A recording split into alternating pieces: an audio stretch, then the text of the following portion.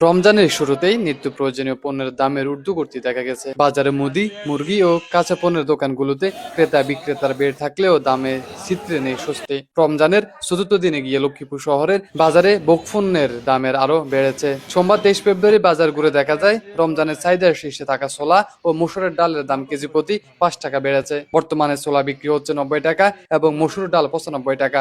পেঁয়াজ বিক্রি হচ্ছে কেজি 45 টাকা এবং রসুন 190 টাকা কেজি দরে।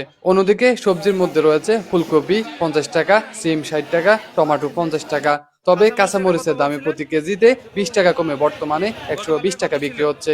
ইফতার ও সেহরিতে আমিষের চাহিদা মেটাতে হাড় সহ গরুর মাংস বিক্রি হচ্ছে কেজি প্রতি 750 টাকা। হাড় ছাড়া 850 থেকে 900 টাকা কেজি দরে বিক্রি হচ্ছে। অন্যদিকে ব্রয়লার মুরগিতে দাম কেজি প্রতি 20 টাকা বেড়েছে, এখন 180 টাকা। অন্যদিকে সোনালী মুরগি 40 টাকা এবং দেশি মুরগিতে 100 টাকা পর্যন্ত বেশি দামে বিক্রি হচ্ছে। পাশাপাশি আলজোয়া ও মরিয়ম জাতের দামি খেজুরের দাম তুলনামূলকভাবে স্থিতিল রয়েছে।